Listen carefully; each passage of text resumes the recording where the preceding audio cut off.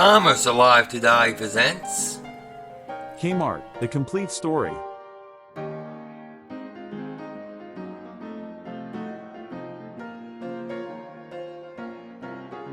The giant Kmart Corporation grew from a Detroit five-and-dime store opened in 1899.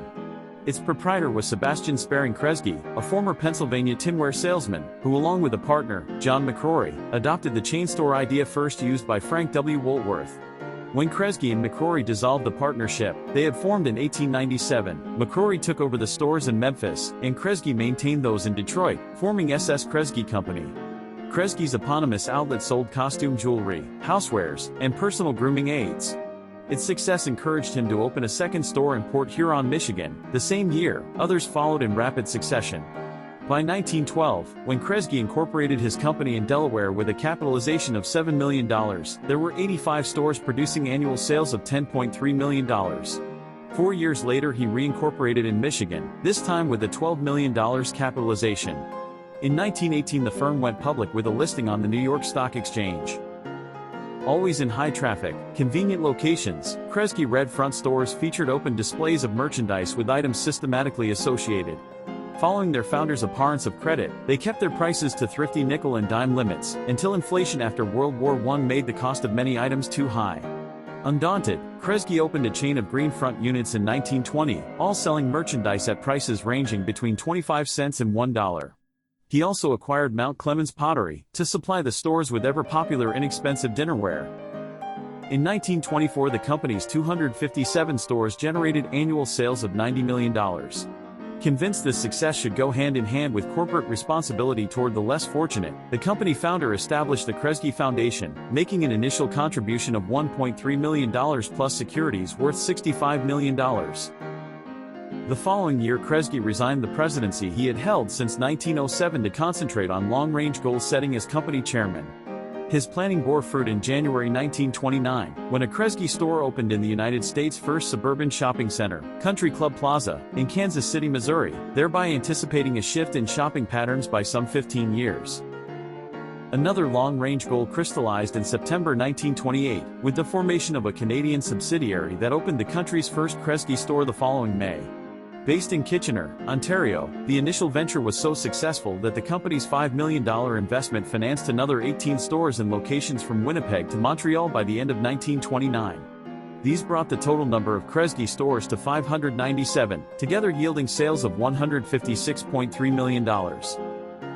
The company's orderly expansion changed after 1929, when the Depression-era stock market plunged the price of Kresge stock from $57.50 per share to an eventual low of $5.50. This was a severe blow to company management, which had pledged its support by taking turns to buy the deflated stock, gambling on its bottoming out at $26. Kresge found himself at a loss, having promised to buy 100,000 shares he could no longer afford, and the company took them off his hands.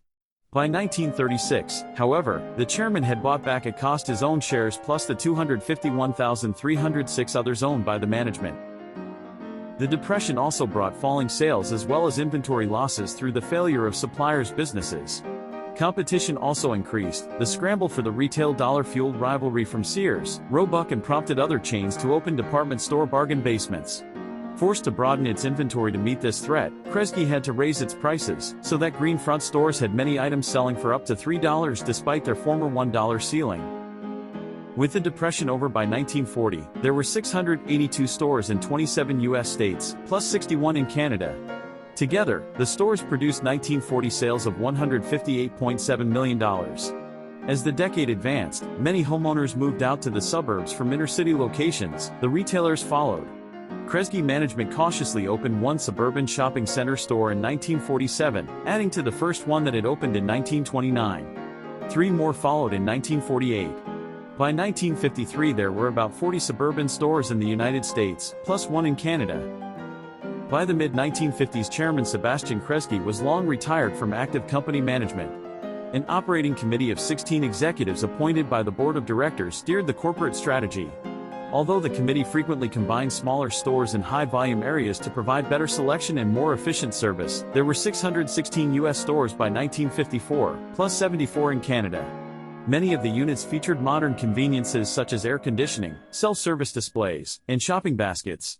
All these operations combined to reach sales figures totaling $337.9 million in 1954, up from $223.2 million in 1945.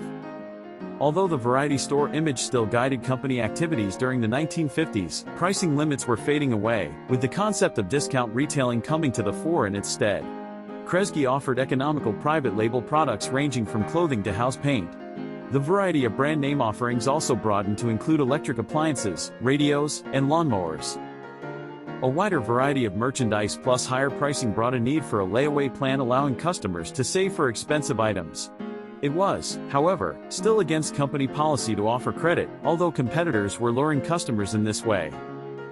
In 1959, coinciding with the opening of the first Kresge store in Puerto Rico, Harry Blair Cunningham succeeded to the presidency of SS Kresge Company. A former newspaper reporter, he had worked his way up from trainee status through the store manager ranks, eventually becoming general vice president.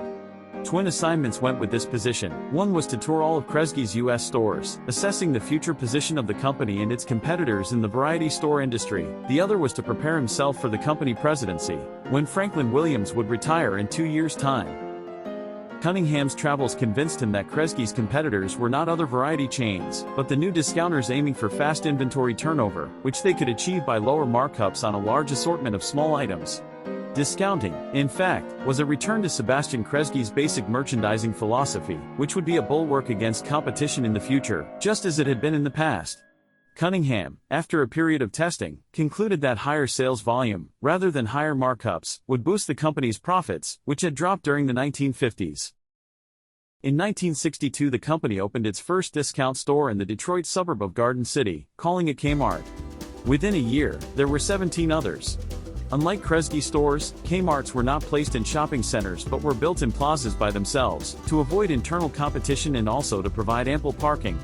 To ensure a 25% annual pre-tax return on investment, each store featured decor that was pleasant, though not extravagant, and each aimed for 8 inventory turnovers per year.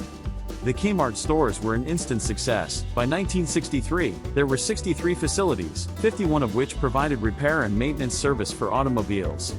3 years later, the number of Kmarts had swelled to 122. The Kmart introduction still left the company with a number of older Kresge stores, still on long leases, which were too small to display Kmart's expanded merchandise lines. Numerous Kresge stores, mostly in deteriorating business areas, were renamed Jupiter discount stores and converted to facilities offering a limited variety of low markup, fast-moving merchandise such as clothes, drugstore items, and housewares. By 1966, there were almost 100 Jupiter stores in operation. In 1965, the company underwent several changes. One involved the sale of longtime subsidiary Mount Clemens Pottery. Another was the acquisition of Holly Stores, a retailer of women's and children's clothing that had been a Kmart licensee since 1962, and was operating clothing departments in 124 Kmarts, Kresge's, and Jupiters at the time of the acquisition. SS Kresge Company's sales for 1965 reached a record $851 million, representing a 23.6% gain from 1964. There were 895 stores, of which 108 were in Canada. Although discount retailing had gained momentum somewhat later in Canada than in the United States, the Canadian subsidiary had opened its first Kmart in London, Ontario, in 1963. At the same time, while intercity deterioration in Canada had not reached the same level as in U.S. cities, the company turned some of its smaller, older Canadian stores into Jupiters. The successful Canadian operations made a large contribution to the total sales figures for 1966, which topped $1 billion for the first time, reflecting a 28% rise over 1965. Company founder Sebastian Kresge did not live to see this triumph. He died in September 1966 at the age of 99, having retired from the company chairmanship only 3 months earlier. Also in 1966, the famous blue light special was invented by a Kmart manager in Fort Wayne, Indiana, who was seeking a way to make it easier for his customers to find the Christmas wrapping paper that he was clearing. The blue light special went on to be adopted chain-wide and become an American icon. Meantime, spurred by its Canadian success, the company found another international opportunity in Australia, via a joint venture, Kmart Australia Limited, with retailer G.J. Coles & Co. Limited. The 1968 undertaking, in which Kmart held 51% of the shares, produced 5 Australian Kmarts by 1970. By 1969, SS Kresge Company had decided against purchasing the licensee of its automotive departments, instead opening another subsidiary called Kmart Enterprises Incorporated, to operate the departments, now so popular that 56 had opened in that year alone. That year the number of company stores stood at 1,022, sales at $4.6 billion, and average profit per store at $42,358.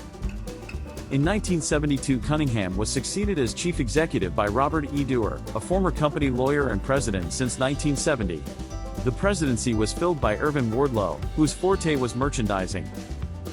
The three upper managers hurdled these challenges with strategies forged under Cunningham's tenure, such as the centralized buying for both Kresge and Kmart stores that reduced possible in-house conflict between variety store and discount divisions. Meticulous crafting of the training program guaranteed each store manager could make decisions about products, promotions, pricing, and locations to ensure the store's competitiveness. Other policies included limiting each store to one entrance and exit, thus reducing staff needs and escalating sales per employee, and designing smaller stores of 65,000 to 70,000 square feet, adequate for smaller, more affluent shopping communities. All of these changes gave the company a chance to upgrade merchandise while phasing out leased departments on all items except shoes. The course charted for the 1970s brought Kresge an annual sales growth of 22% from 1972 to 1976, with 1976 sales totaling $8.4 billion. The company, however, was not without its failures. A fast food drive-in chain called Kmart Chef, set up in 1967, closed in 1974 after having peaked at just 11 units.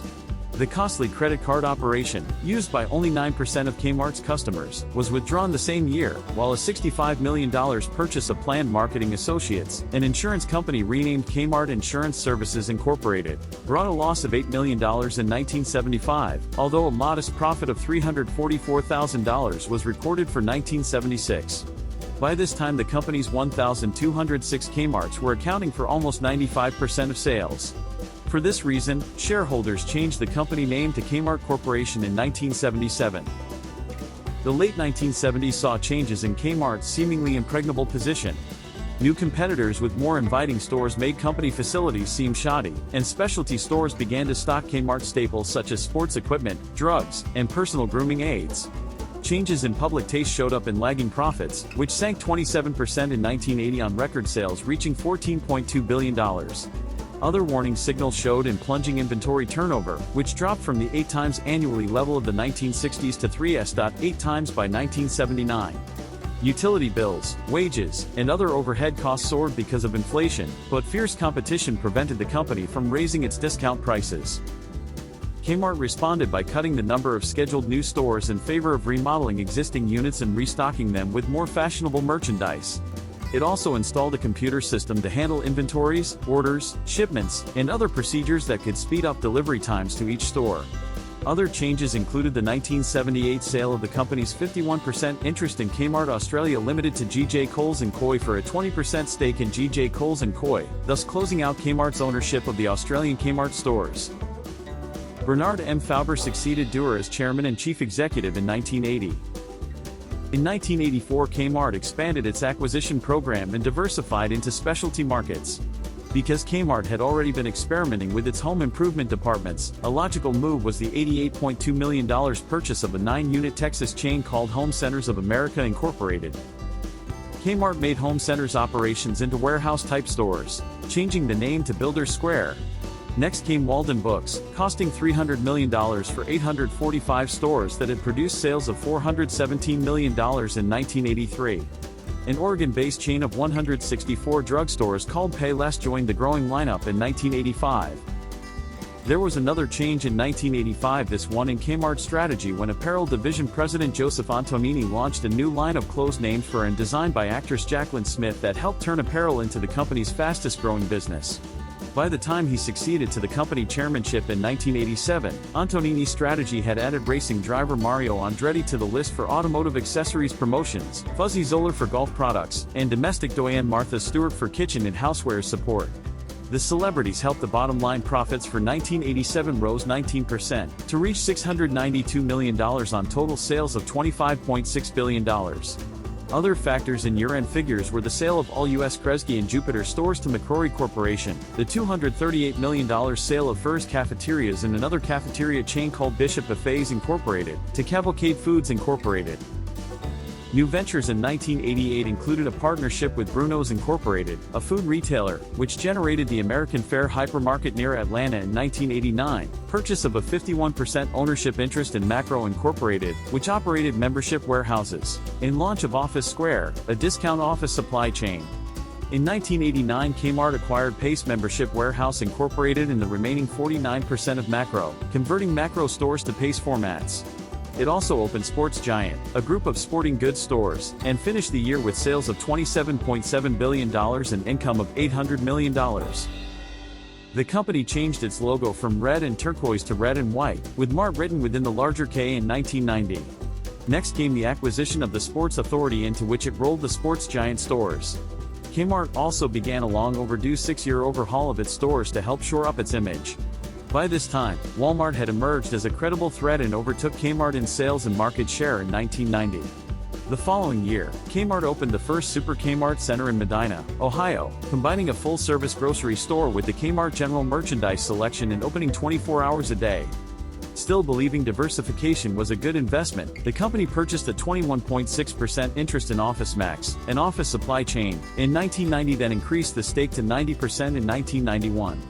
By 1992, Kmart was still in an acquisition mode, buying 13 stores in the Czech Republic and Slovakia's major department store chain, Borders Books Superstores as a complement to Walden Books, and Intelligent Electronics Bismarck chain. Sales for 1992 hit $34.6 million, a healthy notch above 1991's $32.5 billion, and Kmart's workforce reached an all-time high of 373,000. Realizing that Kmart's future lay in its core retail business, the company began shedding non-core assets and sprucing up its stores. In 1993, Kmart sold 91 of its 113 Pace membership warehouses to Walmart. In 1994 came the spin-off of OfficeMax and the Sports Authority, the sale of Payless Drug Stores and its 22% interest in Kohl's Meyer Limited, an alliance to open stores in Mexico and Singapore, and the launch of Kathy Ireland's apparel line. Sales for 1993 had hit a high of $37.7 billion with income of $941 million. Sales for 1994 fell to $34.6 billion, but the big news was a staggering loss of $940 million. More serious than ever in its reorganization, Kmart's newest journey began with the appointment of Floyd Hall, former chairman of Target Stores, as president, CEO, and chairman of the board in June 1995. Next came the spin-off of the Borders, the sale of its remaining interest in OfficeMax and the Sports Authority, and the divestment of 860 auto service centers to the Kresge Corporation with widespread rumors of bankruptcy, the downgrading of its rating, and analysts predicting Kmart's demise. Many wondered if the nearly 100-year-old retailer could survive increased competition from both Walmart's and Target's newer, snazzier stores. Hall set out to prove Kmart not only was not going under but had just begun to fight.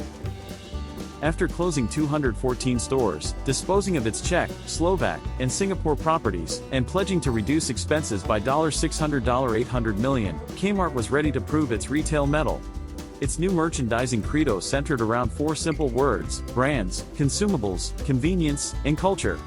To help achieve its goals came a new advertising campaign featuring comedian Rosie O'Donnell and director Penny Marshall, a massive shake-up in upper management, and the launch of a multi-year $750 million remodeling program. The latter involved the introduction of the Big Kmart format, which was cleaner and brighter and featured wider aisles for easier shopping. Other key changes were the addition of a section of consumable goods conveniently located near the front of the stores and an increased emphasis on the children's and home furnishings departments. By the end of 1998, 1,245 of the company's stores had been converted to the Big Kmart format. Another important initiative was an expansion of popular brand name and private label lines, particularly the 1997 launch of the Martha Stewart Everyday line of bed and bath products through a strategic alliance between Kmart and Martha Stewart Living Omni Media LLC, which Stewart had formed earlier that year to oversee her growing empire. The Martha Stewart line was expanded to include garden and patio products as well as baby products in 1999, and that year the line generated more than $1 billion in sales. Also in 1997, Kmart announced the sale of its remaining interest in Thrifty Payless to Rite Aid, refinanced its debt load, started leasing out hundreds of its largest parking lots, and built a hip new 3-story Kmart in Manhattan near Greenwich Village. The firm also sold its interest in its Mexican joint venture and sold Builders Square to Leonard Green and Partners for a mere $10 million. Further retrenchment came in February 1998 when Kmart sold its 112 stores in Canada to Hudson's Bay Company for $167.7 million. Hall succeeded in saving Kmart from oblivion, and the firm returned to profitability in the fiscal year ending in January 1998, posting net income of $249 million on sales of $32.18 billion, and stayed in the black for the following 2 years. By 1999, Hall was confident enough of the company's future to announce plans to open 400 stores over the next 5 years, with half of the units to be Super Kmart centers. About 100 new stores were opened in 1999, the same year that Kmart ventured into e-commerce with the formation of BlueLight.com, a joint venture formed by Kmart, SoftBank Corporation, Yahoo Incorporated, and Martha Stewart Living Omni Media. Kmart also signed agreements in 1999 with Fleming Companies Incorporated and Super Value Incorporated to distribute grocery items to its stores. Despite this string of positive developments, underlying and significant problems remained, and Hall's expansion program quickly proved to be premature.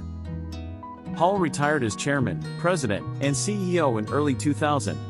Hired as the new chairman and CEO was 39-year-old Charles C.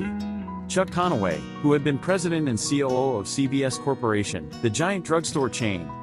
Conaway moved quickly to implement major changes as Kmart's financial performance began to once again head south.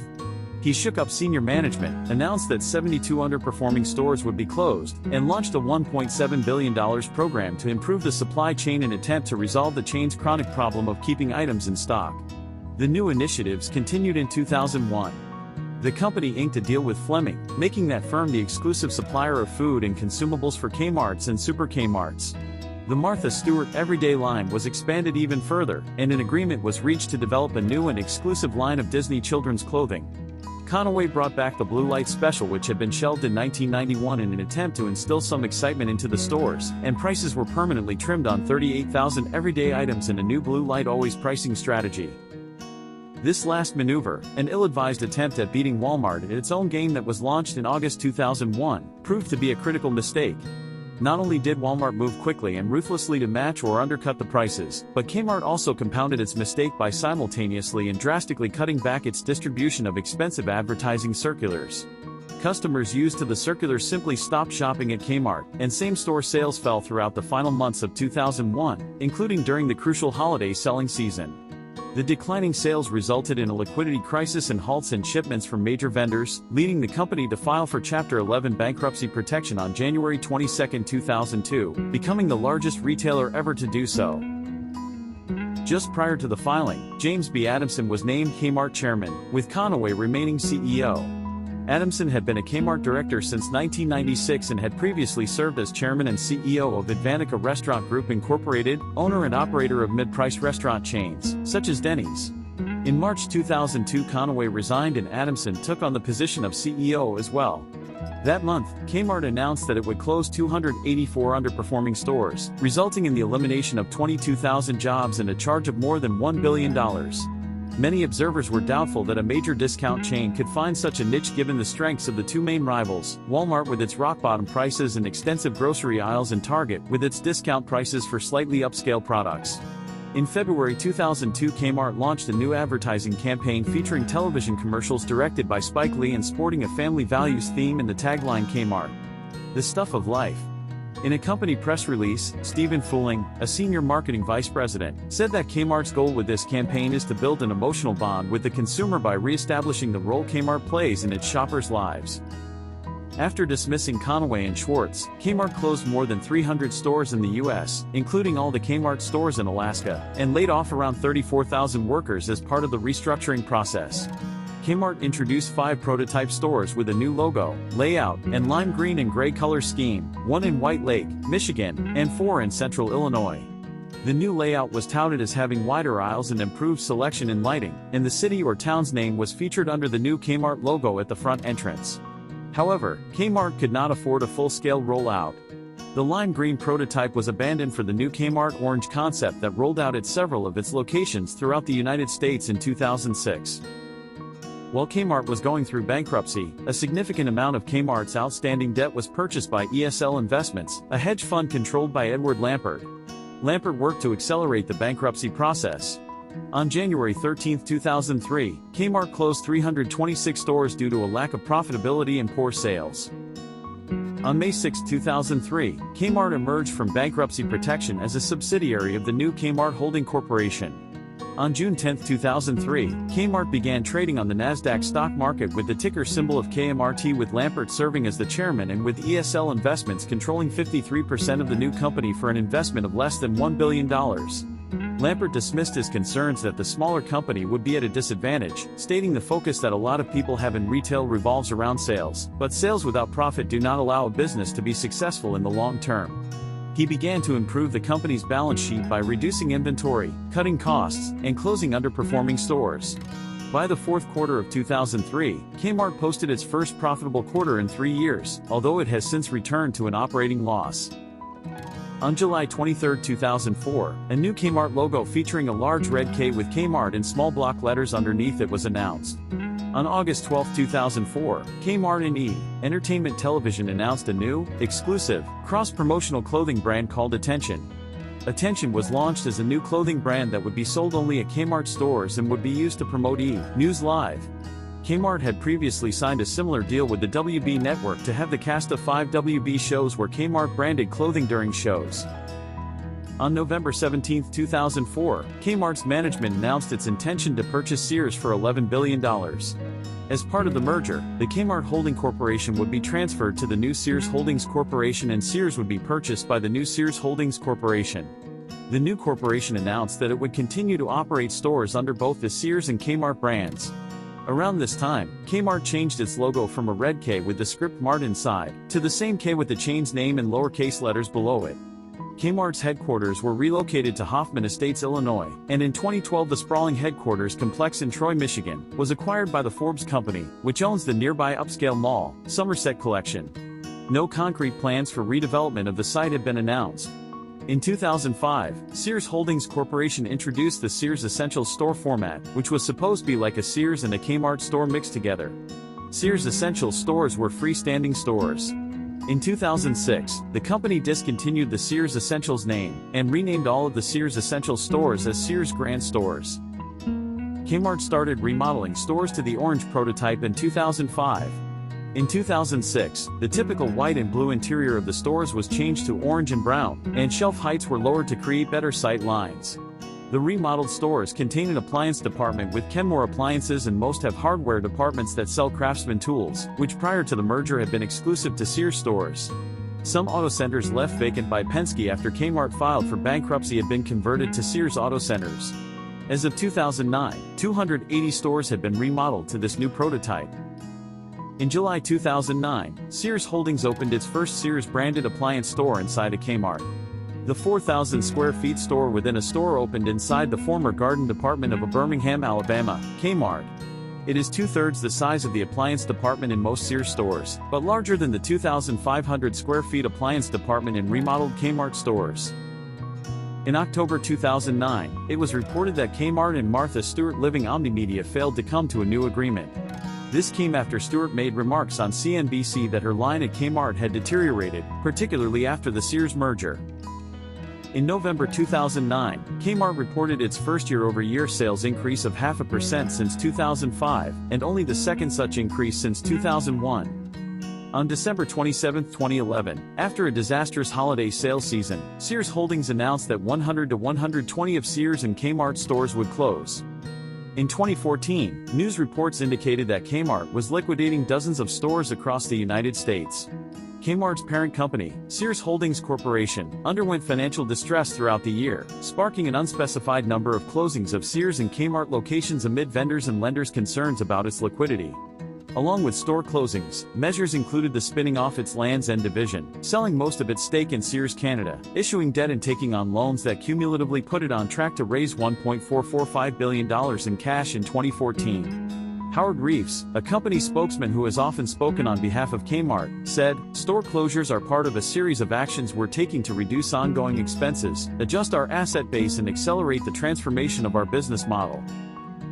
In April 2016, Kmart announced that it was liquidating 68 stores. The chain announced in September 2016 that 64 more stores in 28 states would close by mid-December 2016. Sears Holdings CEO Eddie Lampert stated in October 2016 that there were not and never have been plans to close the Kmart format and that they are working hard to make it a more fun, engaging place to shop, powered by our integrated retail innovations and Shop Your Way. In December 2016, at least 25 Kmart locations were targeted for closure in early 2017. In January 2017, Kmart announced that 78 more stores would close, including the first Kmart location in Garden City, Michigan. In May 2017, Kmart announced the upcoming closure of 18 more stores. Sears Holdings admitted uncertainty regarding the survival of both Sears and Kmart. In early June 2017, Kmart announced that an additional 49 stores across the U.S. were to be shuttered by September 2017. In early July 2017, Kmart had announced that 35 more stores would close by early October 2017. In late August 2017, Kmart announced another 28 store closures, including the last Rhode Island location, in Cranston. On October 17, 2017, Kmart announced the liquidation of an unspecified number of locations by late November. On November 3, 2017, it was announced that a further 45 Kmarts were to close, effective by January 2018, including Kmart's last store in Alabama, in Albertville. On January 4, 2018, after yet another disappointing holiday sales season, Kmart announced the liquidation of 64 more stores in the spring of 2018. This included Kmart's only remaining Super Kmart location in Warren, Ohio, which officially discontinued the Super Kmart format. According to MSN Money, Kmart along with sister company Sears had an extremely high chance of disappearing and going defunct in 2018, such that 2017 would have marked its final holiday season as an independent brand. On March 15, 2018, Sears Holdings announced that a small profit was made in the fourth quarter of 2017. However, investors claimed that it was due to tax refunds and that sales were still falling for both Kmart and Sears. On March 26, 2018, CEO Eddie Lampert said, "I'm not sure Kmart on its own could ever be a great retailer," implying that the company was trying to shift to online shopping as opposed to brick-and-mortar stores. On April 12, 2018, Sears announced plans to close and auction 16 of its Sears stores, and close several more Kmart locations, but did not specify how many.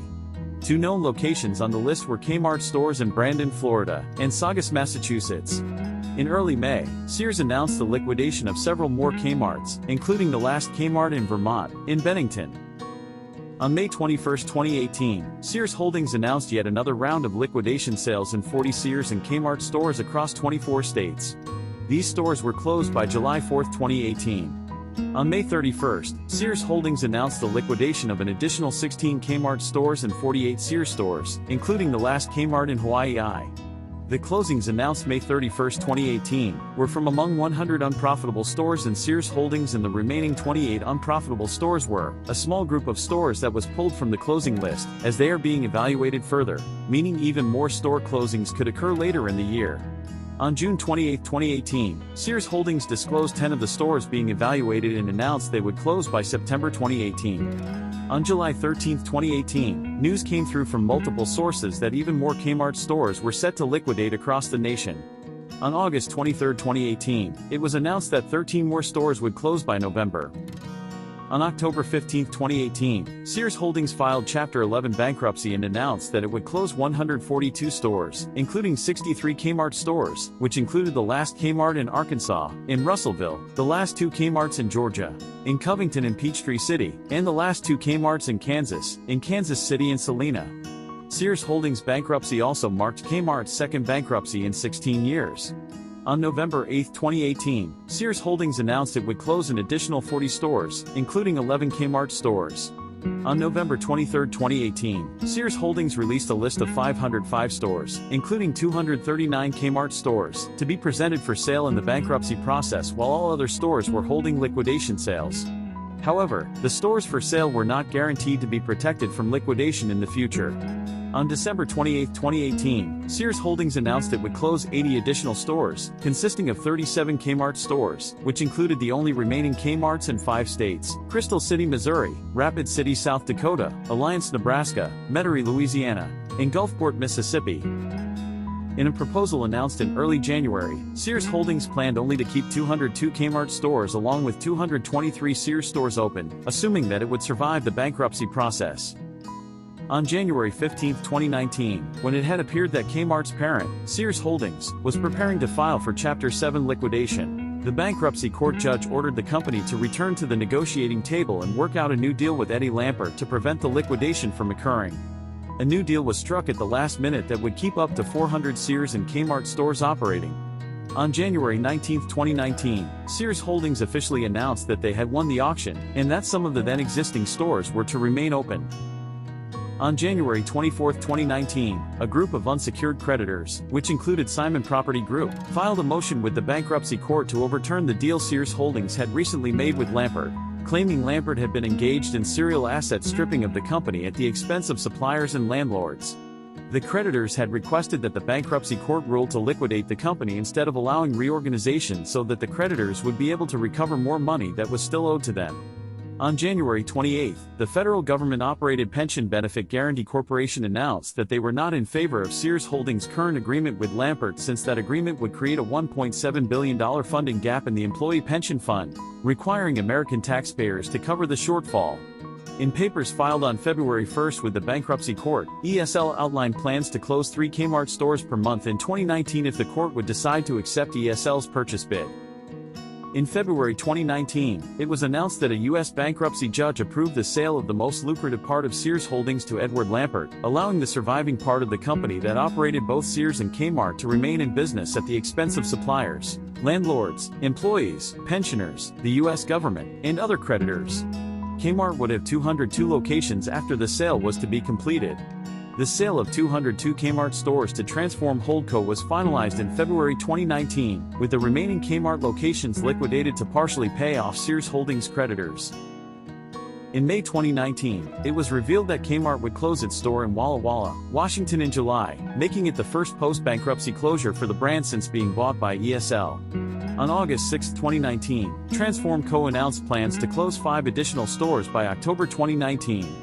At the time of the announcement, Transform Co. also added that it cannot rule out additional store closures in the near term.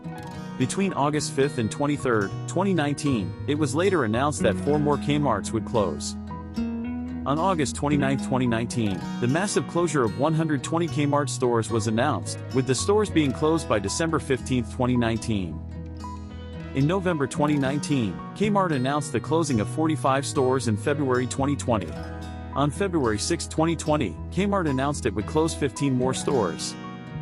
In May 2020, Kmart announced plans to close 2 additional stores, the last Kmart in North Dakota, in Minot, and the last Kmart in New Hampshire, in West Lebanon. Subsequently, in June 2020, the company announced their intention to close 7 additional stores by the end of the year, 1 in Maryland, 2 in Puerto Rico, 2 in Pennsylvania, and 2 in California. In November 2020 it was announced that 2 Kmarts in Puerto Rico and the Kmart in Big Bear, California would close by February 2021, further reducing the number of remaining Kmart stores in the United States and Puerto Rico. On February 3, 2021, it was announced that Kmart would close 7 stores, including its last store in Maryland, in Silver Spring, its last store in Massachusetts, in Hyannis, which was the last in New England overall, its last 2 stores in Pennsylvania, in Kingston and Willow Street, which left Kmart with a presence in 6 of the 50 states, and the Kmart in Belleville, New Jersey by mid-April. A few days later, additional closures were announced, including 1 Kmart in Kearney, New Jersey. This closing left only 2 Kmarts in New Jersey. 2 additional closings in California were announced, in Watsonville and South Lake Tahoe. Kmart locations in Freedom and South Lake Tahoe are both scheduled to close August 22, 2021. This will leave the store in Grass Valley as the last Kmart in the state. In Florida, stores in Marathon and Key Largo both closed in May 2021, while the store in Hollywood closed in 2019. In New York City, the Kmart in Astor Place on 770 Broadway in Manhattan closed July 11, 2021, leaving 2 locations in the Bronx. As of April 2022, Kmart is down to only 3 locations that remained in the United States, in Miami, Florida, Westwood, New Jersey, and Bridgehampton, New York. On August 2, 2023, it was announced that the store in Westwood would be closing, leaving the Miami and Bridgehampton locations as the last 2 Kmart stores in the United States. It's the name brands, and it's the savings. It's a good day to be at Kmart. Kmart, we've got it and we've got it good.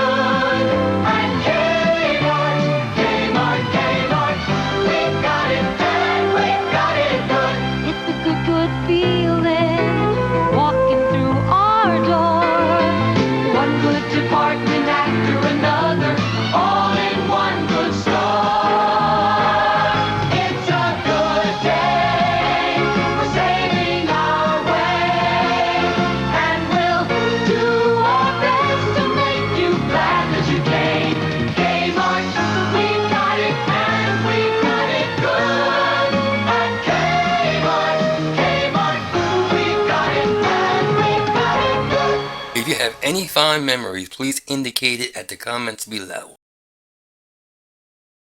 Thanks for watching, subscribe, and like.